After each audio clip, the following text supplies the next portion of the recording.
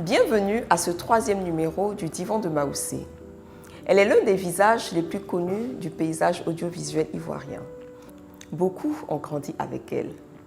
Mariam Coulibaly est l'une des femmes les plus inspirantes et les plus motivantes qu'il m'a été donné de rencontrer. Elle est vive d'esprit, elle est joviale, elle est enthousiaste, elle est positive. Et c'est cette même énergie qu'elle a su insuffler à cette interview que je vous invite à suivre avec moi.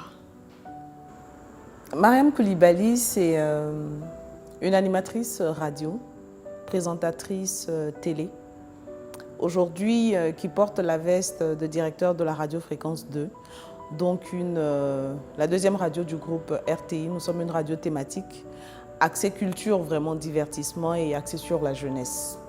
Mariam Coulibaly, c'est par ailleurs une mère de famille, aujourd'hui mère de famille, on va dire 4 enfants, mariée, et on va dire c'est une femme qui se sent bien dans sa peau.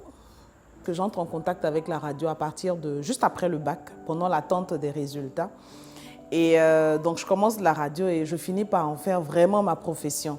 Donc à un moment, je me dis, écoute, tant qu'à faire de la com, de l'audiovisuel, fais ça correctement, va prendre une formation. Tu as appris sur le tas, c'est bien, c'est apprécié, mais va jusqu'au bout, donne-toi ce qu'il faut, arme-toi pour pouvoir faire de la communication comme il se doit. Donc je m'inscris à l'ISTC, donc pour avoir un niveau 2, niveau maîtrise donc en communication, pour pouvoir faire ce que j'ai à faire. Parce que j'ai fait de l'animation, je fais de la production audiovisuelle, mais en tant que manager, je n'avais pas vraiment de formation. Je me dis, chaque fois que tu embrasses un corps de métier, une profession, donne-toi les armes pour faire les choses correctement. On me dit, Monsieur Bondamon Debac veut te rencontrer. Bondamon Debac, c'est un grand nom de la télé. En son temps, il était sous-directeur à TV2. Et je vais donc le rencontrer. Il me dit, écoute, on veut que tu viennes faire une émission de télé. Ma première question, c'est pourquoi? Mais pourquoi? Parce que je suis surprise et voilà. Il me dit non, c'est ce que tu es à la radio qu'on veut ramener à la télé. Je pense que cette phrase, elle a été déterminante pour moi dans ma carrière. Elle voulait pour moi dire, on ne veut pas te changer, on te prend tel que tu es, on te ramène juste à l'écran. On ne te demande pas de te dénaturer, d'interpréter un rôle, de devenir quelqu'un d'autre. Pour moi, c'est tout bénef.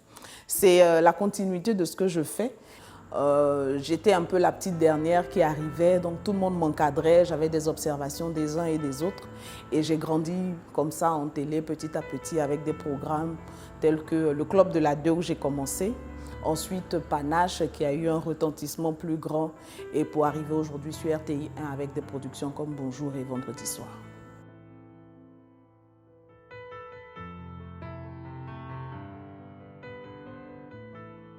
À mes débuts, c'est un peu le passage de l'anonymat entre griffes à la reconnaissance.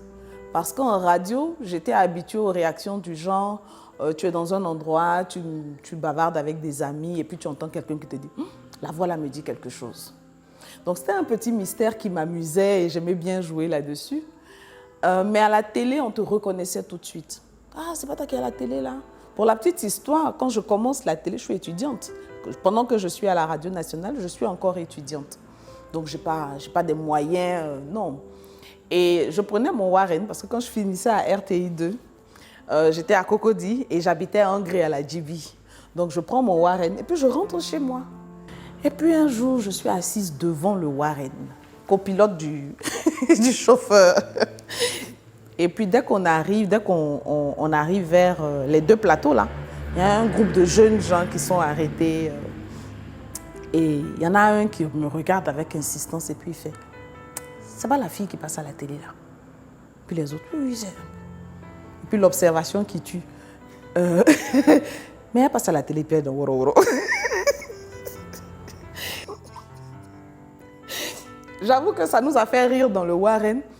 Et puis après, je racontais ça à des amis et tout ça, à quelqu'un qui m'a dit « Mais donc ça ne te gêne pas qu'on te voit en Warren ?» Je lui dis « Mais non, ça ne me gêne pas. Je n'ai pas les moyens d'avoir un véhicule, du moins je n'ai pas de véhicule en ce moment. Je ne peux pas m'écraser la tomate tous les jours, donc pour dire que je ne peux pas prendre un taxi compteur tous les jours. Mais mon moyen de transport en tant qu'étudiante, c'était le Warren. Vous avez eu la chance, je n'ai pas pris le bus et puis vous bavardez, vous bavardez quoi. Mais bon, je pense que ça a été un peu le début de la prise de conscience qu'on me reconnaissait, que j'allais être quelque peu épiée, que partout où je passerais, on allait me reconnaître et qu'il fallait que j'intègre ça dans ma vie désormais. Mais on en a bien ri en tout cas pendant des années.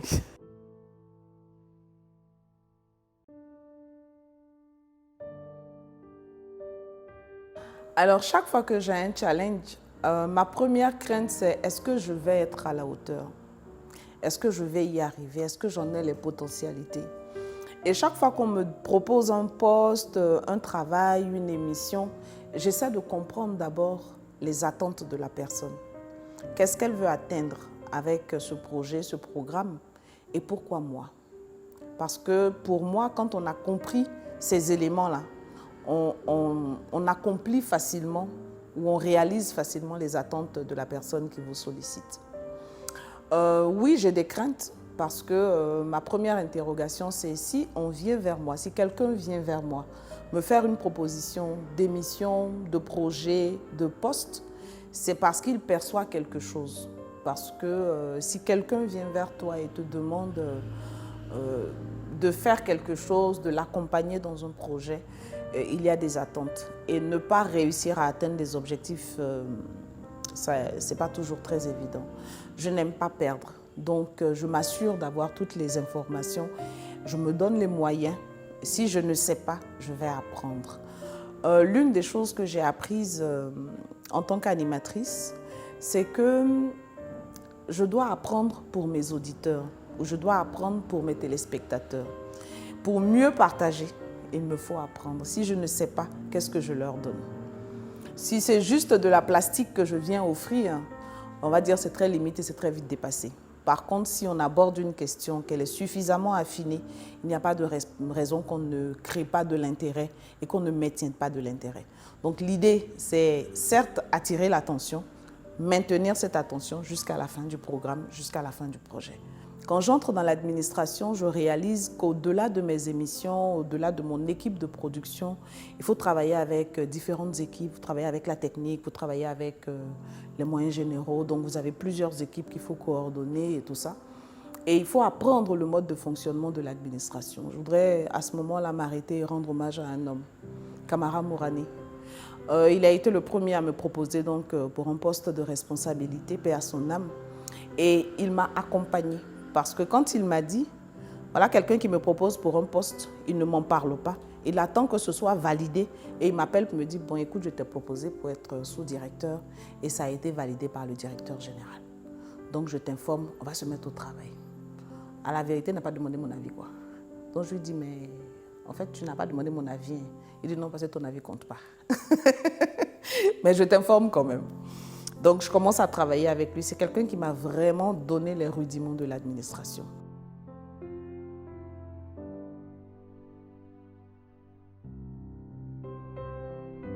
S'il est vrai qu'en réalité, j'ai donné naissance à un seul enfant, aujourd'hui, je me retrouve mère de 4 enfants, quoi. Donc, famille recomposée. Mais dans une certaine mesure, je suis moi-même issue d'une famille recomposée. Donc, j'ai vécu certaines frustrations, j'ai vécu certains manques. Ça a ses avantages, hein. Mais après, les réalités sont les réalités. Et donc, quand je me mets en couple, mon premier réflexe, c'est de ne pas créer les frustrations que j'ai moi-même vécues. Mon deuxième réflexe, c'est de me dire, là où je n'ai pas eu d'oreille attentive, il faut que je sois une oreille attentive. Donc, je savoure cette nouvelle vie avec ses dons, avec ses contraintes et avec ses plaisirs.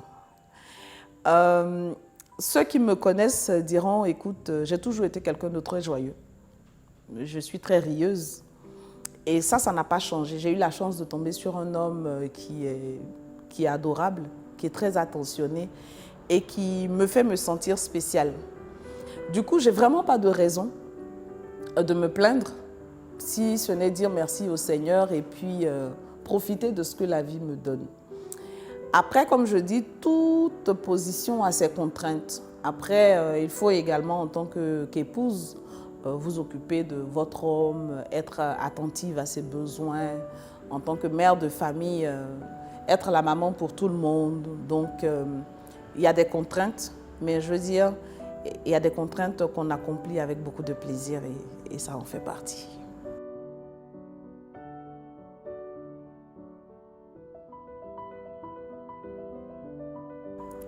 Donc, en allant me marier, je ne me disais pas je m'en vais pour qu'on fasse mon bonheur. Ce mariage contribue à faire mon bonheur, mais avant, je n'étais pas une femme malheureuse. On va dire qu'à l'origine, je suis quelqu'un de très gai. Je suis quelqu'un d'entier. Et je n'ai jamais vu le mariage, en fait, comme l'endroit où je vais pour m'épanouir. C'est vrai, j'étais une femme, j'étais célibataire, mais j'avais un boulot dans lequel je m'épanouissais. Je veux dire, j'avais des raisons d'être heureuse, j'avais des raisons de m'épanouir. Il y avait des choses qui manquaient, mais je veux dire, autant tout n'est jamais totalement blanc, autant tout n'est jamais totalement noir. J'apprécie le moment présent. Je sais tirer profit de ce que je vis. Et comme on dit, finalement, le bonheur, ce n'est pas parce que c'est linéaire. C'est chaque petit moment de bonheur que vous mettez côte à côte qui finissent par devenir une vie de bonheur. Donc, dans ma vie de famille, dans ma vie privée, j'ai la chance, Dieu merci, d'avoir un homme attentionné, qui est bourré de qualité, qui est très compréhensif. Non, on ne peut pas tout faire à tout moment. À un moment, il faut faire un choix. À un moment, c'est la carrière qu'on met en avant. Donc, on négocie avec la famille, les enfants, le conjoint. On négocie pour avoir un peu plus de place pour son boulot. Et puis, dès qu'on peut, on revient donc à la famille pour s'occuper d'elle. On la met en priorité. Quand les enfants sont un peu plus petits, ils ont beaucoup plus besoin de notre attention. Quand ils grandissent, qu'ils deviennent un peu plus autonomes, qu'ils ont à la limite envie de vous dire « lâche-moi les baskets », il faut leur laisser leur espace, qu'ils grandissent et qu'ils fassent leurs armes. Donc, petit à petit, il faut savoir trouver de la place pour chacun. Une oreille attentive quand il faut. Un secours, ne jamais en faire trop. Parce qu'aujourd'hui, les enfants sont très vite indépendants. Et ils ont juste besoin qu'on soit là. Quand ils avancent, de temps en temps, ils tournent la tête, qu'ils sachent que vous êtes là et que vous assurez leurs arrières, quoi.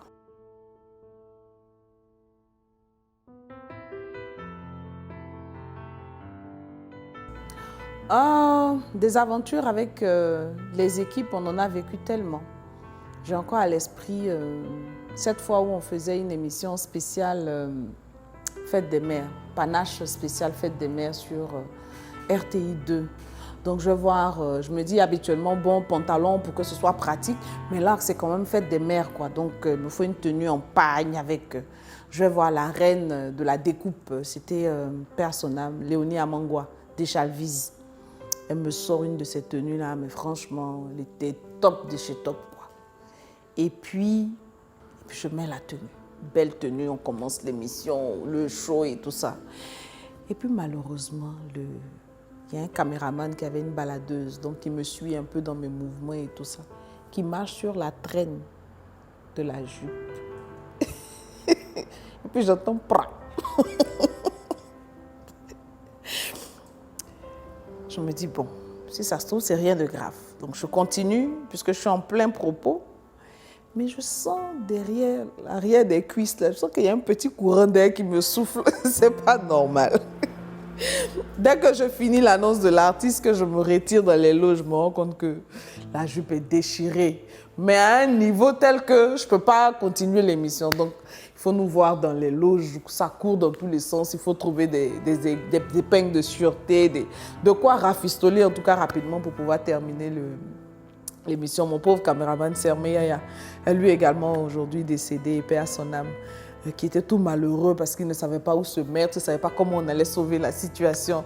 On s'est bien marré en tout cas après l'émission. Quand on a réussi à la finir, on s'est bien marré, on s'est dit non mais franchement, il me dit, il ne faut plus jamais venir avec tes jupes bizarres là ici. Il faut porter pantalon, c'est mieux. Et puis toujours avec l'aventure panache, on est allé dans un établissement à Bobo. À Bobo. Quand on arrive, déjà on m'appelle, on me dit non, il faut que tu arrives parce que là, on peut pas, il y a du monde, c'est trop, c'est bourré et tout ça. Donc j'arrive, mais franchement, à bord de ma voiture, quoi, tranquillement, j'entre, annonce le public, on fait le show dans l'établissement pour sortir. Les élèves, ils vont faire photo. Comme dirait l'autre, la vie des stars n'est pas facile. On a dû m'extirper, m'extraire, me mettre dans un camion pour me sortir de l'école. Et puis on s'est débrouillé devant là-bas pour trouver comment ma voiture sort et tout ça. Parce que les enfants là se sont couchés sur le véhicule. Impossible, non seulement d'accéder à la voiture, mais c'est quand ils se sont rendus compte qu'en en fait, on dit elle n'est plus là, que bon, ils ont libéré le véhicule et puis on a pu sortir la voiture que j'ai récupérée bien loin de l'école. Mais ça a été très agréable, mais en même temps, quelquefois, vous vous dites, je l'ai échappé belle, quoi. Et puis là, le truc qui m'a tuée, c'est, je vais faire ma carte d'identité, ma CNI, donc aux 2 plateaux. Je suis avec une amie qui est magistrate, Rolande. Coucou Rolande, tata Wowo. On arrive, mais les enfants, c'était juste avant d'entrer, quoi, le matin, donc ils étaient éparpillés dans la cour, sans souci. Je n'ai pas réalisé, je pense elles non plus, à quel moment les enfants ont su que j'étais là. Mais on a été happés comme par un essaim d'abeilles. On ne sait pas d'où ils sont sortis.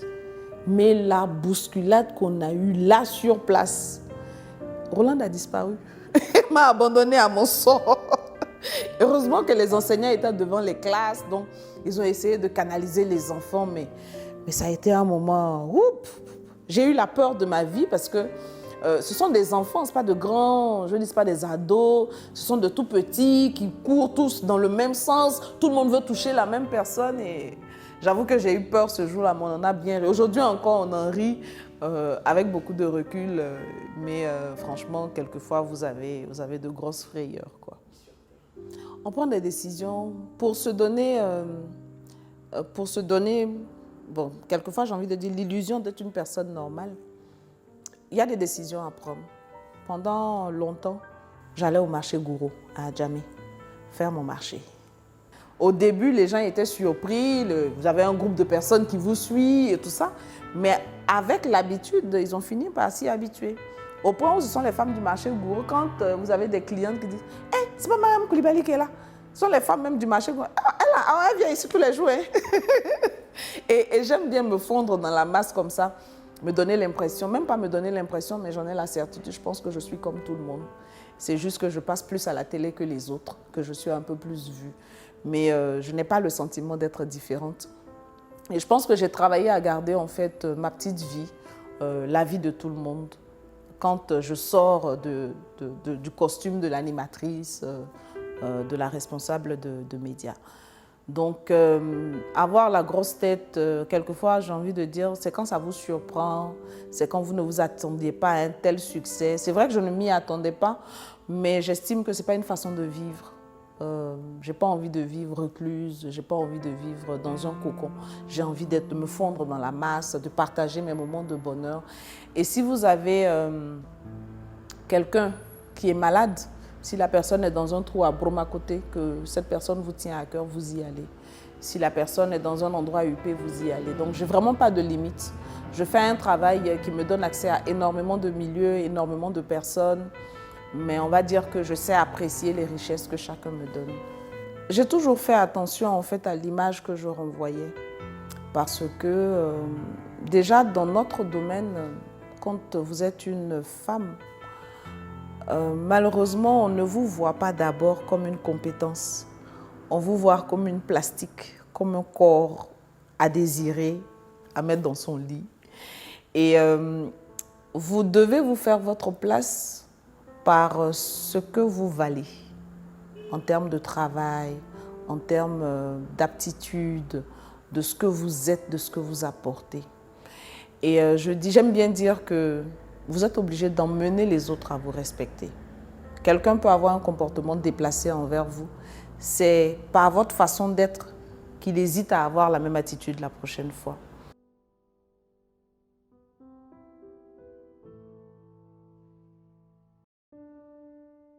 Dans le domaine de l'événementiel, quand vous êtes maître de cérémonie, c'est hyper important parce que vous portez l'image de la cérémonie. Lorsque vous faites une émission, vous portez l'image de votre émission, de votre programme. Donc c'est très important, l'image, mais l'image, ce n'est pas tout. Donc il faut avoir le contenu et l'habiller pour que ça fasse un tout de compétences, un tout de ce que vous apportez aux autres. Il ne faut pas que vous apportez juste une beauté et puis après, de toute façon, s'il fallait apporter que la beauté, on dirait que ça allait être dur pour moi. Façon de parler en fait. Donc j'ai toujours fait très attention sans être esclave de tout ce qui peut être artifice et tout ça. Mais je veux dire, vous ne pouvez pas arriver. C'est vrai que j'ai donné du fil à retordre aux maquilleuses de la RTI à mes débuts. Mais aujourd'hui, je suis plus malléable, on me maquille, on me pile les sourcils. Avant, c'était la croix et la bannière parce que j'en avais pas vraiment l'habitude. Pour moi, il fallait que ce soit très soft.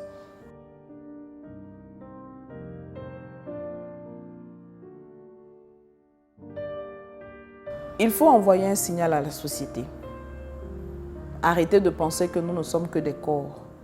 Nous sommes une matière grise. Nous sommes des compétences. Nous sommes, j'ai envie de dire, un moteur de développement. Nous ne ferons pas nos nations seuls, tout comme les hommes n'y arriveront pas seuls. C'est ensemble. Si on va à l'école ensemble, déjà si on est dans une famille, qu'on a 2 enfants, s'il y a un choix à faire, il ne faut pas que ce soit systématiquement, bon, le garçon va aller parce que la fille, il faut qu'elle aille à la cuisine. Il faut qu'on donne à ces 2 enfants de sexes différents, avec leur sensibilité, avec ce qu'ils ont, mais qu'on leur donne la chance d'aller à l'école. Et aujourd'hui, aller dans les établissements scolaires, vous vous rendrez compte que les filles sont plus intelligentes que les garçons. Mais pour avoir le droit de finir leurs études, c'est moult batailles. Donnons aux femmes la chance de s'exprimer, d'apporter leur contribution au développement de notre pays. Et nous verrons que finalement, nous serons gagnants.